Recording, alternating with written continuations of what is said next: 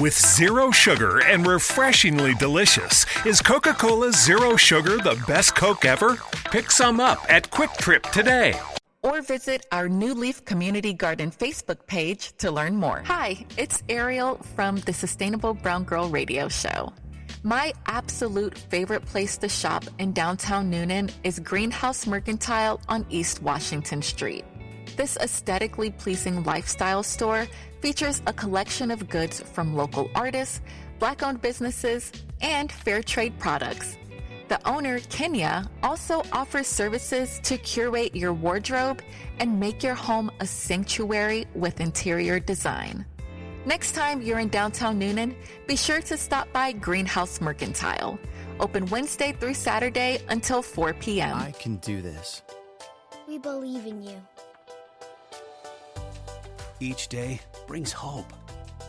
Every day, millions of people celebrate their recovery from addiction and mental illness while others begin their journey. Be a part of it. Tell your story. Join the Voices for Recovery. Together, we are stronger. For 24-hour free and confidential information and treatment referral for mental or substance use disorders for you or someone you know, call 1-800-662-HELP. Welcome to Connecting Hearts.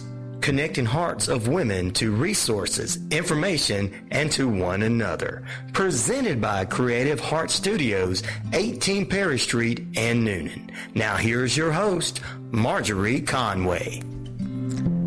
Hi, I'm Margie Conway. Thank you for joining us this morning. I am the Joy Coordinator for Creative Heart Studio.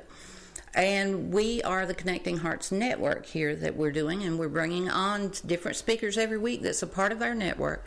Our goal is to connect women to resources and information and inspiration. I keep leaving that out. And to one another. So I have mentioned to you over the last couple of weeks that we have had several things that I can only call God appointments of people that God has moved in and out of my life. And I've just stood there and said, And I'm really enjoying getting to know a lot of people. So today my guest is T.L. Brooks. She owns a local salon. She is on the Noonan Chamber of Art. Cultural Arts Committee. She owns her own CPF Wellness, where she does art therapy and other workshops, as well as she is a very creative artist in the things that she makes. So we're going to welcome her. She's going to tell you a little bit about her business end, and then we're going to get into some things about creativity. All right. Yes, I'm T.L. Brooks, and some of you out there know me as Tracy Brooks. But as soon as that book gets published, it's published by the author of T.L. Brooks. That's where we're transitioning to. But I do own the salon called Great Style Salon. It's located next to Little Giant's grocery store. The address is 487 Jackson Street, and it's off of 29. I love to cut hair. That is my main thing that we do there, and very good at it. I'm a haircut specialist, and we do great scalp massages, which this is the season we're just getting out of dry scalp season. And some of the benefits for coming there for a scalp massage would be stimulation of the blood flow into your scalp, and it heals conditions of the scalp, like prevent flakes and dry, itchy scalp. And like I said about the blood circulation to the head and the neck is a great thing. And I'm very good at what I do, so I'd like you to come check me out for that. And right now we are also hiring stylists that like to have a work-life balance. Come check me out. Talk to me if you got great cutting skills. And if you are interested in learning more about what we do, just come check me out. Well, and see, I know she's very good at it personally because before I met her, my husband was frequenting that salon, and he likes it very much. So if he went by and it wasn't open, he was very disappointed. And that's just another thing of how God brings us together. Yeah. Like I said, he's moved so many people in. And one week, several weeks ago, right after I started talking to Ryan about this radio program, a lady sent me a message on Facebook and said, I think we need to meet and get to know each other. We have things in common. And, of course, I'm like, okay, who is that? Let me check them out before I actually say yes. Nowadays you have to do that. Absolutely. And so I went and checked her out, and I'm like, oh, wow, she wants to know me. She is very talented, and Thank you. I'm just on the outskirts of getting involved in things as much as I should be in those directions. But she showed up at the studio when we sat and talked, and I knew right away I had met a soul sister. I had to meet you because when I stumbled upon you, like you said, I think everything's God led, and when I was searching something else or looking at somebody else's page, you were linked to them somehow or something, and I clicked on the link because of the name. And when I clicked on there, I was like, her description of what she does is exactly what I'm doing. I said, and she's in Newton, so I have to check her out, right? I like to, what I'm looking for is a group of people that just love to create anything. I don't care what you do. I don't care if you're even into doing plants. It's just the idea of being so fascinated with a subject. Right. That it makes you interesting, and I love to talk to interesting people. Well, we have creativity has ran in my family for generations. It's even when I tell you the problems we've had in generations, maybe that's because we're all just a little bit on the weird side. Whatever you would call it. I always say when the Bible said become a peculiar person, I took that to heart. I do my best to be different than the rest. And it's I mentioned when Josh found me, we're kin to Elvis, so we've got that branch in our family. Yeah. But my mom and my dad's side, people drew. They wrote songs, made records. Yes. Everybody crocheted. Everybody did all these different creative things. And it's kind of like we found out specifically that creativity is a part of the DNA gene pool, because when we went to visit the sons and talked with the sons that had come back from adoption, I can tell you, I'm going to start at the top of my oldest. Chris is, he's been an artist for all of his life. He's been very artistic. He would tell people that he got it because his mama would teach him to finger paint when he was still in the high chair.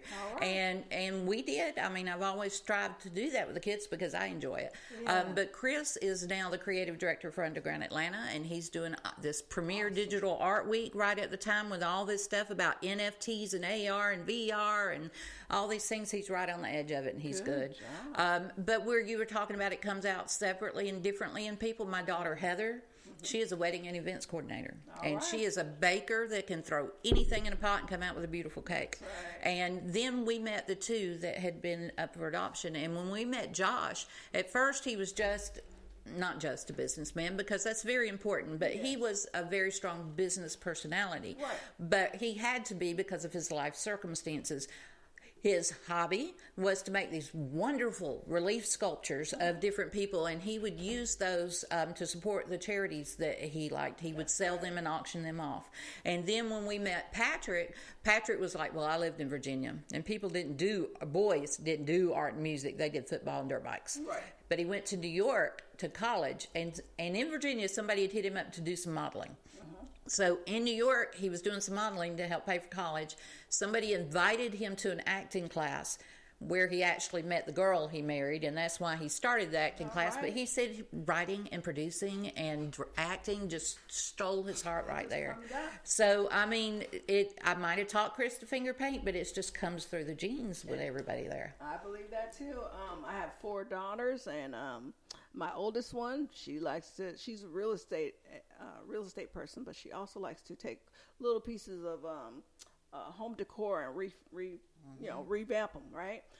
Because we like to thrift too. So when you go thrifting, I feel like when I buy something from a thrift store and redo it or whatever, I don't feel scared to mess it up. Versus me paying $200 for a chair and paying $10 for a chair. You understand what I'm saying? So I'm more apt to do something with it. Like when we first moved here, I had spray painted these leather chairs with the type of spray paint that goes on the plastic chairs. It works in leather chairs, and I made some artistic chairs for my daughter's room. But as for my 4 daughters, one of them has written a book and published a book.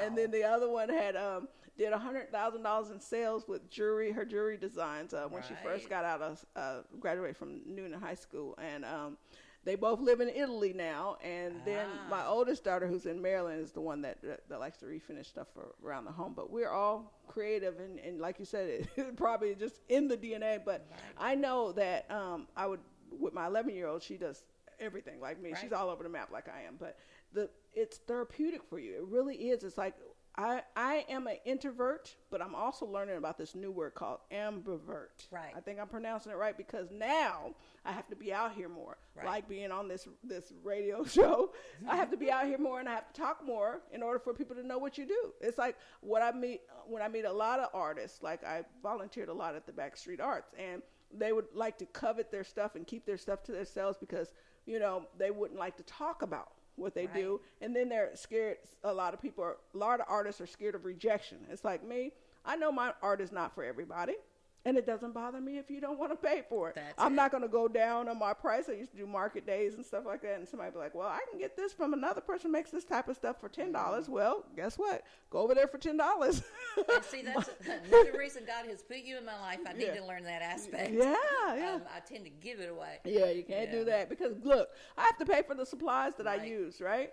And I know what I value my time to be. That person right over there that might be selling an earring or whatever that's similar to mine out of the same type of stuff that I'm doing, that might be what they think they're worth. And I'm not mad at them about it. It's just like me being a hairstylist. I don't get mad at the ladies downtown here that do haircuts for $65. My haircut, the highest haircut I have at our salon is $29. But I know that I've worked in salons, and my haircuts used to be $50 a haircut. So guess what? You're getting a $50 haircut for $29. That's another reason why my husband appreciates her.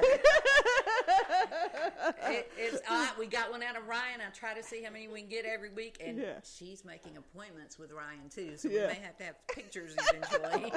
Oh yeah, speaking about the appointments, I am offering appointments online, and you can go to greatstylessalon.com to make your appointment. Now, I charge for the appointments. Right now, they're on special for only $10 for the appointment. That's not your bill when you come in. When you come in to get your haircut, if your haircut is $29, then you pay the $29 when you come in there. But these are called VIP haircuts, and this was started from some of my customers that would say, since I took over the salon, I have changed the hours because I have two businesses I run, so it's less hours. They're like, Tracy, I can barely get in here. And I said, well, the only way I do later hours or whatever, you got to pay me more. And he was like, oh, I tip you well. I said, oh, guess what? You don't have to worry about that. Go online and book your appointment. So now they use it. Those two different pilots that had said it to me in 2 different weeks, and they don't even know each other. So I knew that was a God thing for me to start this online. So, yes, you can go online, make an appointment with me, and I'll be there for you, and you will have all my attention, and we can talk if you want to talk, or if you want to just listen to the music and just relax while you're there, get your scalp massage, haircut, quick blow dry. I got you. And it's a neat place. I went in there, and she has lots of plans for the future, so I'm sure she's going to be sharing those with us as we go. She even has an artisan store set up at the front of it because she makes some beautiful jewelry and some other things that she's putting in there, and we're talking about collaborating on some projects. I want to take a second and tell everybody we're talking about how creativity's been in our DNA and with our children and how it's worked. But whether you know it or not, you have creativity in your DNA. You do. You come from a God who is a divine creator. He has person after person in the Bible that uses their creativity. Priscilla dyed cloth. Noah built an ark. Solomon built a temple. Even Jesus was a carpenter. And that takes a lot of creativity in there. So it may come out in music or writing or baking. Dancing. I can't do that with my foot. Not right now. Remember, we got seasons for things, right? That's right. But creativity is good for your health. I do these talks, do speaking engagements, and my topic is creativity is good for your health because it is. And like she said, we are all made it. We're created to create. And creativity is using the workshop of your mind, which is the imagination. So I don't care if it's the chair I'm sitting on right now. Somebody had to utilize their imagination to see the chair before it actually got here for me to be able to sit on it. So my mechanic highlighted to me when I was telling him about the book I'm writing, and he says, I'm creative too. And I said, oh, I believed him, but I said, how so? And he said, well, when you tell me there's a problem with your the noise is coming from your back right tire, I have to go back into my imagination because I know where that area is, and that particular knocking, I have to imagine where that could be.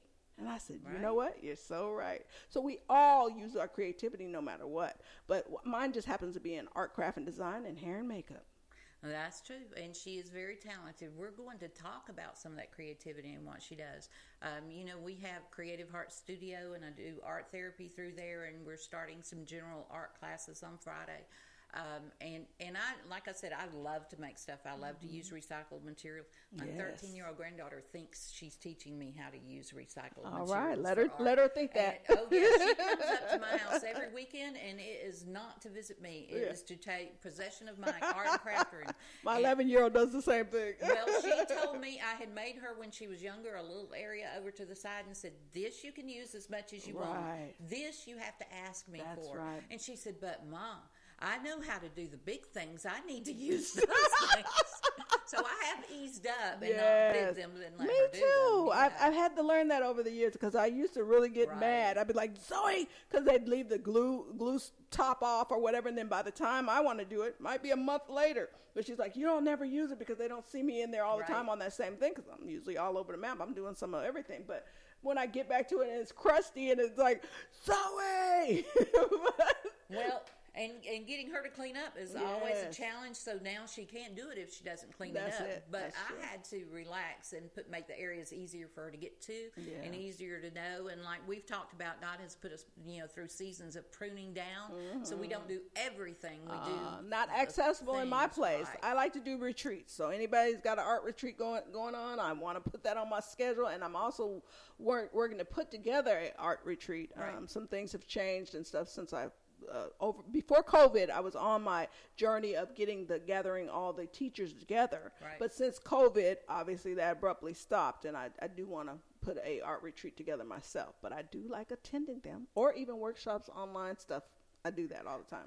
I do the online thing, but I'm ready for some in-person Me things. Too. So we need to plan some, and we need to attend some. So just send either one of us a message, and we're going to tell you how. But I want you to tell me, we've been talking a lot lately, what was your first creative experiences that you remember? I remember the box of crayons, like we all have. I got a grandson. He's 1 year old right now, and I gave him markers, and my daughter was looking at me like, "Is this the same mom I had?"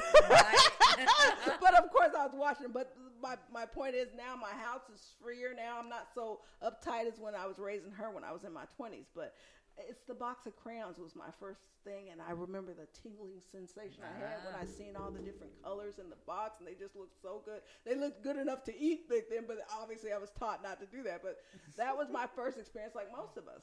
Crayons, then the little watercolor thing, and my mom, when she first gave me this art kit, the ones where you fold out and it turns into like an easel or whatever. Oh my gosh, out of all the gifts that I got for Christmas that year, this is the one I love the most, because it came with a couple pieces of paper, the what is it called? Oil pastels, and all this stuff was in there. Right. But it was like a whole new world opened up, and my eyes bugged. I guess she's seen everything. So every year from then until I got too old, she was giving me an art kit. Every year, and I love that. Getting fresh art supplies is one of my little tingly things I love. I don't even care if it's a stapler or a new staple gun. Just the imagination goes wild. It's like, what all can I do with this stuff? I tell people who like to go shopping, I don't shop for clothes, but if you put me in an office supply or a craft supply store, I don't even have to buy anything. I can just walk through and I calm down. That's true. And my daughter will call me and she'll say, "Mama, what are you doing?" I said, "I'm sorting beads." She's, "What's wrong? Why are you sorting beads?" and I have finally learned that, because I do, when I do a project, unless they're special beads, I just put them in a container and leave them there. And I do that, I think, because when the world's in chaos, I can just sit there and put those beads in order, and it gives me something relaxing to do. Yeah. And talking about the gifts with the children, my granddaughter, I was talking about, her dad was not so lenient at home with some of the craft activities. So for her birthday one year, they had a sunroom, and they would tell her she needed to do her, or out on the deck or the sunroom. So we bought her a chair and a fold-up table and one of those plastic containers, and I put art supplies and all that, and an umbrella for her to put over her while she did it, and she uses that still.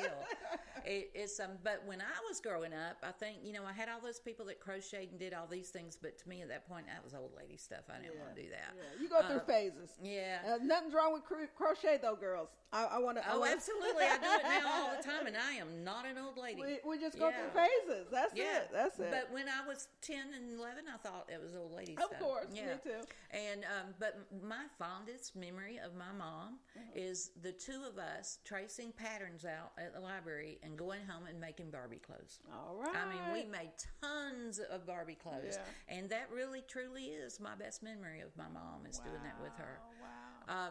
But as we've grown older, you know, we do a little bit. I don't really make Barbie clothes anymore, but I have a lot of stuff because my granddaughter did for a while, so she can. And we made one of the houses with the miniatures in it, and we made all the little pieces for it. Well, this is funny because I don't make Barbie stuff, but I have another class I offer to people, a workshop. It's where you do paper dolls. And you actually get to make your paper doll, and then I show you how to make the patterns with the paper, and you can add fabric, you can add buttons, you can add just paint, you can do all kinds to make these clothes. Me and my daughter was 11-year-old was doing this when COVID first broke out and everybody was at home, right? And then she came up with this thing. We were working on it for a while, and I got some pictures on Instagram that shows it. But she had invented a wig for the paper doll. Oh, wow. And I said, Zoe, that's pretty cool. So it inspired me to come up with all these different wigs that I made for my paper doll. But, I mean, it's like you're never too old for stuff. And this is what I find out about art. What the average person thinks about art is like it's for kids. No. All my workshops are offered to adults only. Now, I want to ask you about that. Yeah. How do you advertise your workshops? How do we know what you're doing? Because I've been here a long time and I did not know about any of them. Yeah. First of all, you realize I've been on a journey for a minute now, so I had to slow down a lot of stuff. But what I'm doing now is stuff like I'm doing right now, talking to you on the podcast. I'm just getting back out here to do this. But it's basically been word of mouth, like me being into the community here, and some people know what I do. So I've been offered classes to do for the city of Noonan and different stuff like that, and Atlanta, and just around. But have I been advertising it a lot? Not really having to, because people know what I do. But now I am going to step into that. Well, and you're going to start checking out the Connecting Hearts Facebook page, because we're going to start posting it, and probably pictures where I'm going to all of them, because they sound like so much fun. They are fun. It's just the process. There is a miracle in the making. Right. And what I mean by that, when you're in the process of doing something, the reason why I teach I do all sorts of art, and but I try to make classes that are doable for the average person that believes they don't have any creativity. Right. So there's no mess ups. So the paper dolls, the wonky books that I also use in my life mapping workshop. And that one is I would say it's a 5-star vision board event. So it's not a vision board event where it's like, oh, let's cut and glue stuff together. No, This is actually to set you on your track of your purpose and accomplishing them. Because I went through, personally myself, a hard time, and I had to start my life all over again. We've all been through hard times, but I had to start my life all over again with just a backpack and 2 kids that were relying on me. So the life mapping, I will teach you the process that I did to get from 0 and a backpack to now I'm owning my own salon, and I have another business, the CPF Wellness, where I help people. But I can help you get on track. If you think that you don't have any talents, we can search it out. We can figure it out with the life mapping class.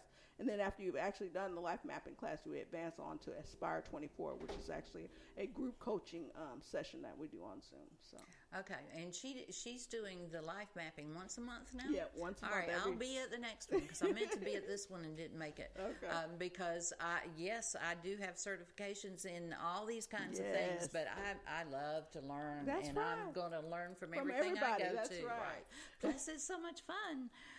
Creativity, we've talked about, I sort beads and things like that. Let's talk about a few of the therapeutic benefits when you're working with people, when you're talking to some of the paintings and the drawings and things. Explain how that helps therapeutically with them. Well, the magic is in the making. That's the phrase I use because it's so true. It's like, for me and myself personally, I do more sketches, or I call them quick sketches, meaning like my idea might come to me like was it yesterday? I made this post. I think it was yesterday.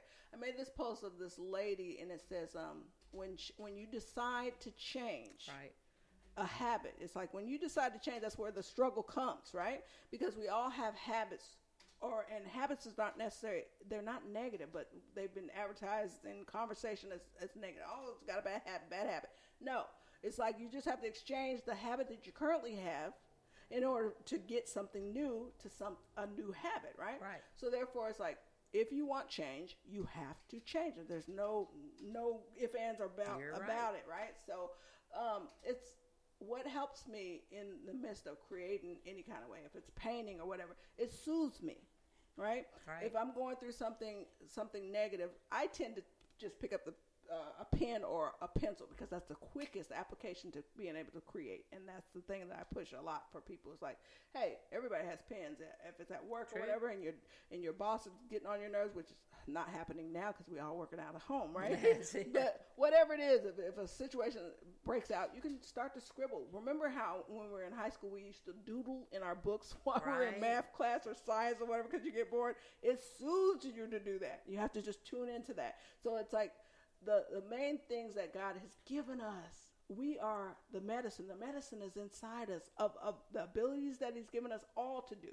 Now, don't look to your left or right and try to look at your project and say, well, she does really good drawings and I wish I could do that. Don't do that. Don't do that. Right. Keep your eyes on your thing, and remember that you're here for the benefits of creating, which are inner benefits. It's not the outward, like, oh, I'm going to hold my picture up and I want everybody to adore it. If you say my picture's nice, that's nice. I appreciate that.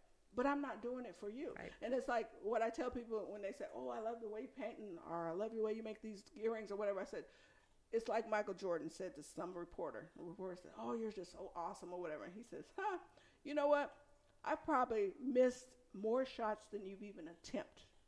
So my point with that is, I have so much bad art that has helped me and made me a better person that you would probably never see, which I'm not ashamed of it, but if you see it, you see it. If you don't, you don't. I don't allow other people's interpretation of if I'm good or not. Right. You know? And there's too many people that do. And I have been guilty of trying to lead people in classes where do what I tell you to do, especially with kids, because that's the way we start. Right, that's the way we all start until you learn. Right, and so it is much more about the process than it is the project. Yes. And I find it, at the studio, we have self-expression projects that we do, and it's to help you express these feelings that you can't get out. Ooh. One of the most powerful exercises I did was in the pastoral counseling class I took. Okay. They had the children's class leader come out and tell us some of the things. Here's how we work with children.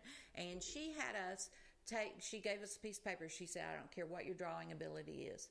Draw your immediate family that you grew up with as animals. All right. Okay. All right. Well, y'all know my story. So I'm going to tell you how I drew the picture. And you might say, oh, that's kind of odd. But, it's the way I felt about it, even after all these years.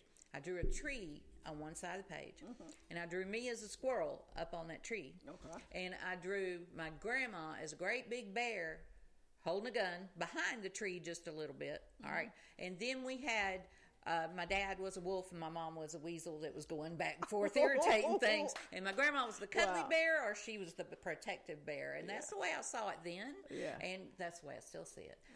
We are running short on time, which I knew was going to happen because we got the same amount of time, but we got a lot to share. And so we will be sharing it. TL will be back on here, and we will be sharing things through Connecting Hearts. I want to talk to her about a project for the Spring Art Walk. All right. And we have lots of things going. How can they find you at the salon and then online for the wellness? Online right now, because I need somebody to help me with social media. But anyway, on that online, go to tlbrooksart.com, and you should be able to connect to CPF Wellness, and I'm going to put a link up there to the salon. But if you want to go directly to the salon's link, it's Great Styles, 2 S's, because you're going to say greatstylesalon.com to book that appointment for your Great Scott massage. Well, and as usual, if you want to find me, you just walk all up and down Perry Street and open the doors and yell Margie, and I'll eventually come out. Now, I do have to tell you, they're preparing to film The Walking Dead this weekend, and Monday and Tuesday they will be doing The Walking Dead filming over behind us. And so you might have to watch when you walk down the corner and yell when they're not actually taping. But I'll be there, and we'll be there Monday and Tuesday this week because we're looking for all the excitement. By the way, I'm hiring Oh, yes, she is hiring. She's hiring. I do want to say that our International Women's Day that we did, we gave out lots of bags, and we're giving out a lot more. So if somebody comes up to you with a little red bag that says "Be Kind," please take it, because you will enjoy what's in it, and you'll get to know us a little better. All right. That was great.